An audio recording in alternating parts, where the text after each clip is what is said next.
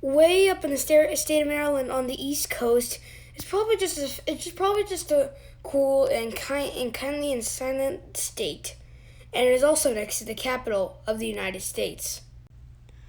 But however, on February 16th, 1996, Mark Train 286 was making its way to Washington D.C. A 1980s commuter cab car, 7752, was leading. Two Mark single-deck passenger cars and GP39H-2 73 was pushing. The train left Brunswick at 12:30 a.m. and was scheduled to arrive at Washington D.C. Union Station at 5:30 p.m. that day. There were 122 commuters on board that day, and a crew of 3 headed home. However, Amtrak Train 23, the Capital Limited, which was heading from Washington D.C. down the same Mark line to Chicago, Illinois, which is passing through the states of Maryland, West Virginia, Indiana, Ohio, and so is Illinois. Consisted of F40PHR 255, P40DC 811, 6 material handling cars, and 11 Superliner cars, which most had new type of upgraded bathrooms. 162 passengers on board, 14 stewards personnel, and a crew of 4 were on board the train. But they would collide later in that night. These trains were supposed to meet each other at Georgetown Junction for the Mark to stop, waiting for the Capital Limited to pass by. Also, fun fact: there was actually an older railroad line which was probably next to this line. The train was approaching Kensington, Maryland, and was supposed to stop there because there was a yellow there. But however, the train conductor did not realize it or ignored the yellow signal, which could have been fine. He couldn't get fired from that. But however, at Georgetown, both engineers saw each train through their emergency braking. But however, both trains would never make it in time to stop. The Capital Limited was jackknifing into track 1, but however,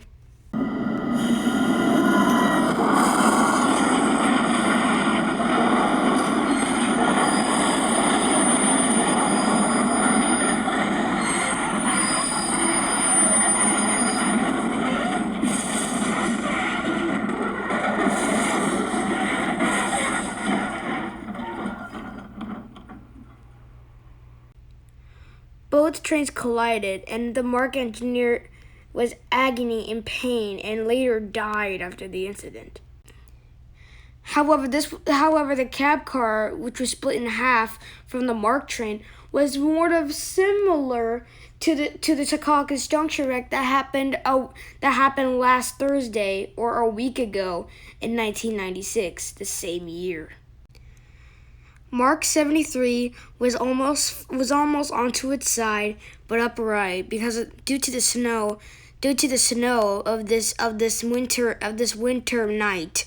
This train wouldn't have fallen over if there wasn't any snow. And plus, something even worse happened.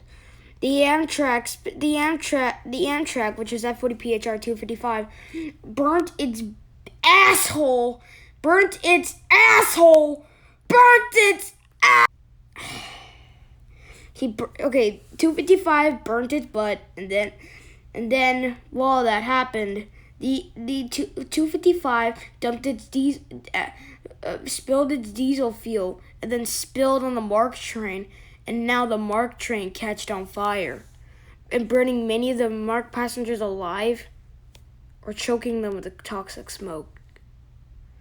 all fatalities for all from the MARC train, and plus 11 people were died and 23 and a half were injured. The fault of the crash was the bad design in the F40PHR. The builder of the F40PHR, which is John May Elemander, who actually got fired because of this accident. While they were making the funeral at the end of the track, at the edge of the track of the occurrence of the crash, they actually realized that there was a fault. You see, the Amtrak F40PHR, which fuel tank, is right below the frame. So when it got hit by the side of the train, when it is jackknifing by the switch, imagine my hand is the MARC train, then boom, this thing broke off and spilled into the MARC. However, this isn't the same for the P40. The P40's fuel tank is up inside the frame, so it will not get damaged. If the P40 got hit, or if it was leading, it wouldn't have started the case of a fire.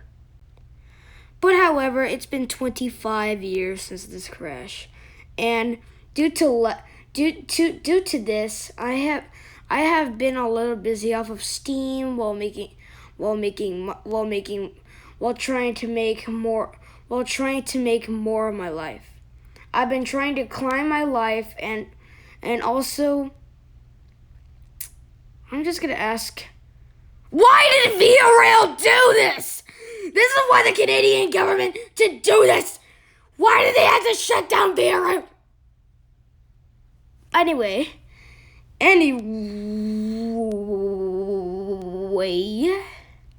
thanks for watching.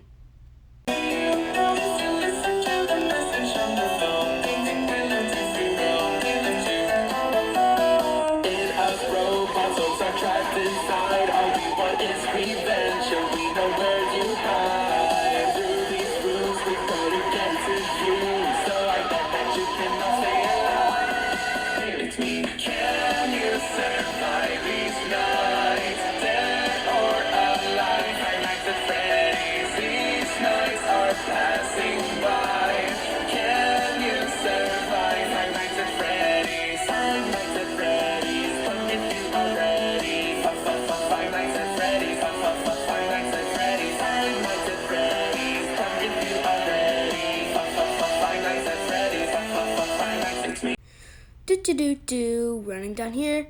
Damn it! Pause and train control get installed!